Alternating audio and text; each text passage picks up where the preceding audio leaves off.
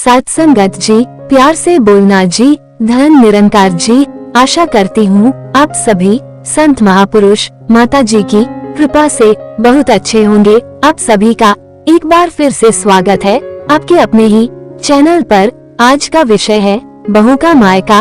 सत्संगत जी, तो चलिए सुनते हैं आज की ये साखी। सत्संगत जी, माँ बोली, वाह बेटा वाह, दिल लगा चुड़ैल से तो परी भी क्या चीज है। ये कहावत चरितार्थ कर दी तुमने। एक से बढ़कर एक अच्छे रिश्ते ठुकरा कर तुमने उसे पसंद किया। याद रख, बिन सास वाले ससुराल में दामाद की कोई पूछ नहीं होती। सत्संगत जी, माँ इसका दूसरा पक्ष भी देखो। बिन माँ की बच्ची है, तुम माँ बन जाना और वो बेटी बन जाएगी। मुझे न पढ़ाओ, ये प्रेम का पाठ तुम्हारी पसंद है तो तुम ही संभालना, उन्होंने कहा। समीर ने सोचा कि माँ यूं ही गुस्से में कह रही है, साथ रहते हुए नीरू के प्रति स्नेह जरूर उमड़ेगा। पंडित जी ने विवाह की तिथि निकाली और सीमित समय पर सब संपन्न हो गया। नीरू भाई बहनों में सबसे छोटी थी। उसके पग फेरे तक बहनें रुकी। उसके बाद ना ही किसी ने बुलाया और ना ही वो गई। सत्संगत जी, समीर के मुंह से उसके हंसते खेलते परिवार की इतनी चर्चाएं सुनी थी कि विदाई पर एक बूंद आंसू ना गिरे थे। उसने हमेशा से ऐसे ही खुशहाल परिवार के सपने देखे थे। अब वही सपना सच होने जा रहा था। उसे अपना परिवार मिल रहा था। ये सोचकर बेहद प्रसन्न थी।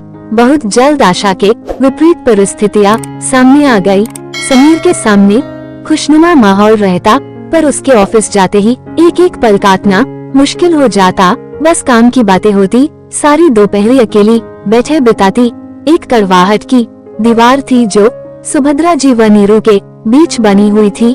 मुंह खोलती तो बस विरोध जताने के लिए। भले ही मुद्दे अलग अलग होते, कभी प्रेम विवाह की बुराइयां, तो कभी कुकिंग के तरीकों पर उपदेश, तो कभी मायके वालों की बेरुखी से चर्चा। मतलब साफ था कि इस रिश्ते को उन्होंने मन से स्वीकार न किया था। उसने एक दो बार समीर से इस बारे में कहा भी, पर वह टाल गया।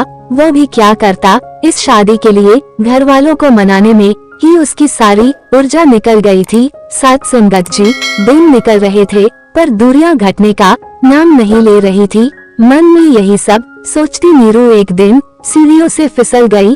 दाहिनी पैर में फ्रैक्चर हुआ था। डॉक्टरों ने 3 हफ्ते के लिए प्लास्टर चढ़ा दिया था। ऐसे में वह पूरी तरह से पराश्रित हो गई थी। ससुराल में काम करते हुए फिर भी वक्त गुजरता है। अब मरीज बनने के बाद उसे दिन पहाड़ से लगने लगे थे। ऊपर से जब तब रिश्तेदारों के फोन आते रहते। सासू माँ के मायके वाले भी उटपटांग सलाह दिया करते। आज भी उनका मायका आबाद था। उनकी ओर से हर तीज त्योहार में बुलावा आ जाता। सत्संगत जी, एक दिन सुभद्रा जी की माँ ने ये तक कह दिया कि नीरू को मायके भेज दो। अब क्या बुढ़ापे में बहू की सेवा करोगी। उनके लिए बड़ी दुविधा की घड़ी थी। एक और जहां बहू के आने से गृहस्थी से छुट्टी मिलनी चाहिए थी, वही जिम्मेदारियां बढ़ गई थी। उन्हें फैसला लेना था, अपना मायका या बहू का मायका। बहू की भोली सूरत आंखों में नाच गई। जब आज तक वह अपनी माँ से मिलने की चाह रखती है तो भला नीरू के दिल पर क्या बीत रही होगी। सासू माँ का दिल पसीज गया था। वह भी तो एक माँ है। उनकी बहू को माँ चाहिए, सास नहीं। सत्संगत जी, आखिरकार उनके अंदर की सास को हराकर माँ की ममता जीत गई थी। अपनी माँ को फोन मिलाया और कहा कि ये मेरी बहू का मायका है। वो यही आराम करेगी जिसे मुझसे मिलने की उत्सुकता हो। वो शौक से यही आ जाए। मेरी बहू के मायके में आप सभी का स्वागत है। सत्संगत जी, उनके मुंह से यह सुनकर नीरू की आंखें भर आई। इसी ममता के लिए वो महीनों तड़पी थी। समीर की बातें सच साबित हुई थी कि देखना, एक दिन माँ भी तुमसे प्यार करने लगेगी। महीनों की अंतर्द्वंद्व से सुभद्रा जी को विराम मिला था और नीरू को अपनी माँ समीर ने भी चैन की सांस ली थी। उसके विश्वास की जीत हुई थी। सबके हृदय में प्रेम में घर बना लिया था। सत्संगत जी, माँ की ममता एक बच्चे के जीवन की अमूल्य धरोहर होती है।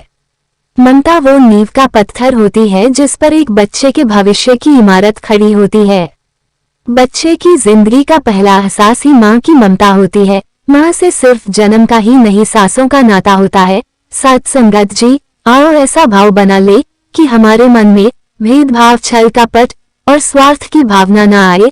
बहू के रूप में बेटी मिली है, उसका सम्मान और प्यार दे। सत संगत जी, माताजी के सत वचनों को हम मान पाए, यही आप सभी के चरणों में अरदास है।